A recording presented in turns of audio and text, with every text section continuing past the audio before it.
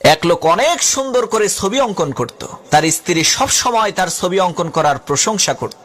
একদিন সেই লোকটি চিন্তা করলো, আমার ছবি কি আসলেও সুন্দর হয় নাকি আমার স্ত্রী আমাকে পাম দেওয়ার জন্য মিথ্যা কথা বলে, এটা একটু পরীক্ষা করা দরকার। যে কথা সেই কাজ।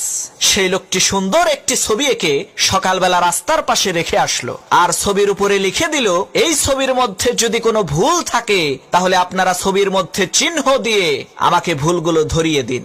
সন্ধ্যাবেলায় যখন সেই লোকটি তার অঙ্কন করা ছবিটাকে দেখলো, তার পায়ের নিচ থেকে মাটি সরে গেল, তার মাথার উপরে আকাশ ভেঙে পড়লো। সে দেখতে পেল তার আঁকানো ছবির মধ্যে শত শত ভুল লোকজন বের করে দিয়েছে। লোকটি তখন বাড়িতে চলে আসলো আর তার স্ত্রীকে বলতে লাগলো, আমি আর কোনোদিন ছবি অঙ্কন করব না। তখন তার স্ত্রী বলল, ঠিক আছে, তবে তুমি আমার একটা কথা শোনো, তুমি আগামীকালকে তোমার আঁকানো আরেকটা ছবি ওই রাস্তার পাশে রেখে আসবা, আর সেই ছবির উপরে লিখে দিবা, আমার এই ছবির মধ্যে যদি কোনো ভুল থাকে তাহলে সেই ভুলগুলো ঠিক করে দিন।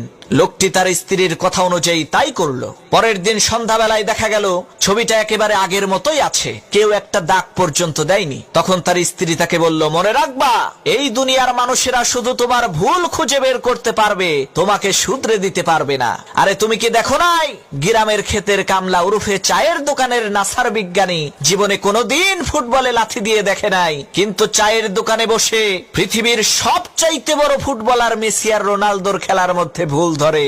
রাজনীতির রও বুঝে না, কিন্তু দুনিয়ার সবচাইতে বড় রাজনীতিবিদ রাশিয়া আর আমেরিকার প্রেসিডেন্টের রাজনৈতিক চালের মধ্যে ভুল ধরে।